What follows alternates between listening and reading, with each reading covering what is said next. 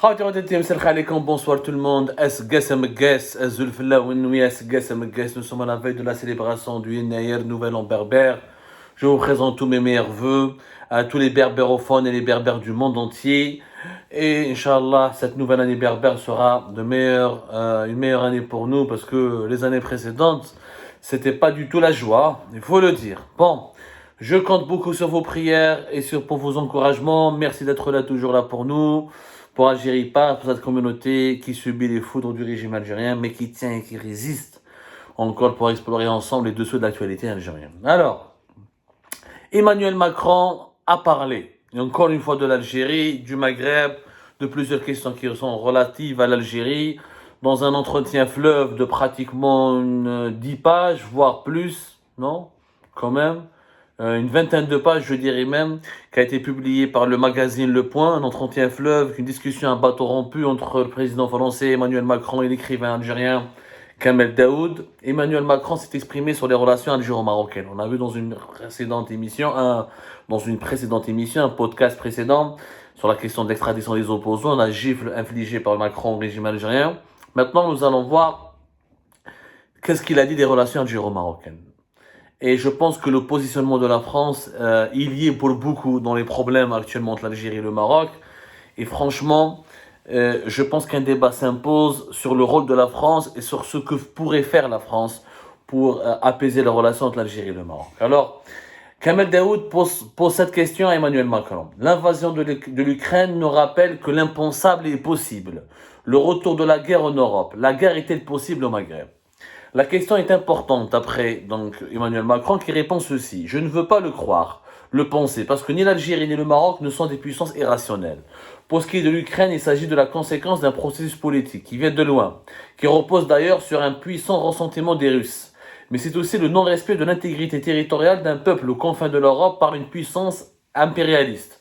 Ce qui m'amène à répéter à mes homologues africains, vous ne pouvez pas soutenir la Russie ou être ambigu sur cette invasion, parce qu'ontologiquement, c'est ce que vous combattez depuis toujours. Pour revenir à votre question, je ne crois pas que le Maroc, l'Algérie ait cette perspective de guerre. La tension entre les deux pays est là, réelle, et ce qui est alarmant, c'est quand les tensions deviennent, ce qui est alarmant, c'est quand la tension devient structurante du fait national et de la vie politique de part et d'autre. Donc Emmanuel Macron officiellement ne croit pas au risque d'une guerre. Mais il regrette, il affirme, il reconnaît en tout cas, au-delà de ses regrets, que la tension est devenue le seul mode de communication entre l'Algérie et le Maroc. Il a complètement raison d'ailleurs, c'est un constat que nous l'avons déjà dit, plusieurs intellectuels algériens ou marocains le disent, c'est devenu un fait structurant de la réalité nationale, algérienne et marocaine. Aujourd'hui, le Maroc et l'Algérie se définissent comme des adversaires, comme des ennemis déclarés. Il faut le dire, et je le reconnais en toute objectivité, que la palme de l'hostilité, en tout cas de l'agressivité, je dirais, pas de l'hostilité, parce que le Maroc fait aussi des actes hostiles envers l'Algérie, mais en douce, avec beaucoup moins d'agressivité, avec beaucoup plus de ruse. Mais l'Algérie, la palme de l'agressivité revient à l'Algérie. L'Algérie, verbalement, dans le discours, les entraînements militaires, l'hostilité permanente à l'égard du Maroc, l'agressivité plutôt. Parce qu'il y a une différence hostile et agressif. Tu peux être hostile, être rusé, diplomate, essayer de te battre contre moi de façon civilisée. Mais l'agressivité, c'est autre chose. C'est la violence permanente, c'est la menace, c'est être prêt à la guerre. Aujourd'hui, vous l'avez bien vu dans l'affaire Algérie-Part, parce que j'ai des amis marocains, donc je suis pro-marocain. Et donc je suis un ennemi de l'Algérie, donc je suis un traître, donc je mérite la peine de mort qui m'a été infligée le 17 octobre 2022. Donc je suis quelqu'un qu'il faut condamner, qu'il faut exclure. Je suis quelqu'un qu'il faut détester, qu'il faut mépriser. C'est quand même grave. Donc la palme de l'agressivité, ça ne veut pas dire que le Maroc est tout miel tout sucre dans cette crise-là. Les deux régimes ont des responsabilités historiques et politiques. Mais depuis la normalisation des relations politiques entre Israël et le Maroc, de cette alliance militaire entre le Maroc et Israël en 2021, l'Algérie se sent attaquée et elle répond par une agressivité excessive et exagérée. Macron fait un constat qui est véridique. Mais ce qu'il dit, pour l'Algérie, pour le Maroc et pour la France, l'apaisement entre les deux est très important. Je ne crois pas que la guerre soit une réalité qui va survenir. Par contre, je vois la spéculation chez les uns, le fantasme chez les autres, et même la volonté de guerre chez certains. je retrouve la page, ça a fermé. Donc il dit qu'il voit la volonté, il ne croit pas à la guerre, mais il voit la volonté de guerre chez certains. Moi, je crois que la France, malheureusement, elle joue un rôle important parce qu'elle ne fait absolument rien pour apaiser les relations entre les deux pays. La France, qui a la possibilité de faire le médiateur, ne veut pas le faire. Et qui a tenté à un moment donné de le faire, mais ne veut pas le faire. Alors il dit que la volonté de guerre chez certains, et je vois la distance que cela crée. Donc quand un président français comme Emmanuel Macron reconnaît qu'il croit qu'il n'y aura pas de risque de guerre, parce qu'officiellement c'est vrai que les deux pays veulent éviter la guerre. L'Algérie comme le Maroc savent très bien qu'une guerre, les deux régimes seront les deux perdants. Ce sera une guerre meurtrière et peut-être qu'il n'y a pas, même si l'Algérie peut affirmer sa supériorité numérique ou la militaire et tactique légère, le Maroc a ce qu'on appelle, aujourd'hui on a les équilibres de terreur, il n'y a pas l'équilibre de force. On a bien la Russie et l'Ukraine, l'Ukraine a résisté à la Grande Russie, elle a même infligé quelques défaites militaires à la Grande Russie. Ça ne sert à rien aujourd'hui d'avoir une grande armée face à une petite armée, parce que la petite armée peut avoir des alliances, peut avoir des soutiens internationaux, et les moyens de guerre aujourd'hui, ce n'est pas la guerre conventionnelle, c'est la cyberguerre, c'est la guerre des médias, c'est la guerre psychologique, c'est l'espionnage, c'est les drones, c'est les nouvelles, c'est des armes de pointe qui peuvent être fatales et les avions et les tanks ne peuvent peut-être pas inverser les rapports de force aussi facilement qu'on le pense. Donc les deux pays sont conscients, les deux régimes sont conscients qu'une guerre, qu'une affrontation, qu'un affrontement plutôt, pas une confrontation, qu'un affrontement militaire, les deux seront perdants. Mais les deux entretiennent une stratégie de tension pour ne pas paraître faibles. Et les deux, chacun des deux pays, chacun des deux régimes veut donner l'impression à l'autre régime qu'il est prêt à attaquer, qu'il est prêt à se défendre ou qu'il est plus fort que l'autre. Pour maintenir un certain équilibre de force. Bon, mais Emmanuel Macron reconnaît qu'il y a chez certains un désir de faire la guerre. Il y a des généraux algériens qui ont envie de faire la guerre au Maroc. Il y a des décideurs marocains qui sont prêts, qui veulent faire la guerre à l'Algérie. Et certains, malheureusement, pensent que peut-être que seule une guerre peut peut permettre aux deux pays de se reconstruire ou de repartir à zéro et de tourner la page des tensions. Comme beaucoup, par exemple, pensent que s'il n'y avait pas deux guerres mondiales qui ont opposé la France à l'Allemagne, il n'y aurait pas eu aujourd'hui l'Union européenne, ni la reconstruction de l'Europe, ni le couple ni la réconciliation franco-allemande. Beaucoup le pensent, à juste titre, des intellectuels le disent. Et moi, je crois à cette thèse. S'il n'y avait pas eu la guerre entre la France et l'Allemagne, il ne pourrait pas y avoir la réconciliation franco-allemande. Sauf que la France et l'Algérie, le Maroc, ce n'est pas la France et l'Allemagne, ce ne sont pas deux puissances industrielles, ils n'ont pas été deux empires coloniaux, il n'y a pas eu une course pour le leadership mondial, ce sont deux pays sous-développés, deux pays qui partagent la même culture, la même histoire. Il n'y a pas eu qu'on le veut, entre l'Allemagne et la France, des différences majeures. Pays latin, pays germain, protestantisme contre catholicisme. Il y a des épisodes historiques très malheureux entre les deux pays. Ce n'est pas le cas entre l'Algérie et le Maroc, qui ont connu une unité historique, qui ont beaucoup plus à partager du point de vue de l'histoire, de la géographie, de la religion, de la société ou de la spiritualité que entre la France et que ce qui les divise. Voilà, ils ont beaucoup plus de choses à partager que de divergences qui les divise. Mais bon, donc le scénario d'une guerre entre l'Algérie et le Maroc ne permettra pas au Maghreb de se reconstruire. Au contraire, il plombe parce qu'on a vu que les guerres d'aujourd'hui, ça n'a rien à voir avec les deux guerres mondiales. Et on a vu aujourd'hui que ce qui se passe en Libye, en Irak, au Yémen, en Syrie, que les guerres dans la sphère arabo-musulmane, dans la sphère de l'Afrique du Nord et du Moyen-Orient, permet aux grandes puissances régionales, comme la Turquie, comme certains pays du Golfe, les Émirats arabes saoudites, le Qatar, comme la Russie, comme les États-Unis ou certaines puissances européennes, comme la France notamment, d'utiliser ces pays-là, ces foyers de tension, comme étant des échiquiers. Voilà, des échiquiers. Ça devient un ring de boxe qui oppose les grandes puissances mondiales. Donc les guerres d'aujourd'hui n'ont rien à voir avec les guerres mondiales. Les guerres mondiales entre la France et l'Allemagne, c'était la France et l'Allemagne qui se disputaient des territoires bien précis. Entre le Maroc et l'Algérie, ça n'a rien à voir. Si l'Algérie et le Maroc se feront la guerre, il y aura d'autres acteurs internationaux qui vont se mêler et la question va dépasser le Maroc et l'Algérie comme les problèmes en Syrie ont dépassé les Syriens et c'est devenu un ring de boxe, encore une fois, un échiquier où les grandes puissances vont jouer leur partie. La France a un discours qui est bizarre. Moi, je trouve qu'Emmanuel Macron pas du tout convaincant. Il dit que je souhaite l'apaisement, mais il ne fait rien pour l'apaisement. Qu'est-ce qui empêche Paris de convoquer les représentants de deux États, algériens et marocains, de convoquer entre guillemets, de les inviter, de réellement de proposer une mission de faire l'intermédiaire, une mission de réconciliation. L'Algérie a affirmé officiellement, Abdelmajid Tebboune l'a dit le 29 décembre 2022 dans les colonnes du quotidien Le Figaro, qu'aucune médiation n'est possible. C'est un vœu, c'est un mot qui ne veut rien dire. En réalité, Abdelmajid Tebboune ne peut pas empêcher un dirigeant étranger de l'appeler, de lui dire, voilà, je te propose d'envoyer un ministre, que c'était un émissaire et de parler. C'est pas normal de dire un mot pareil. Si tu veux pas de médiation, c'est que tu veux faire la guerre.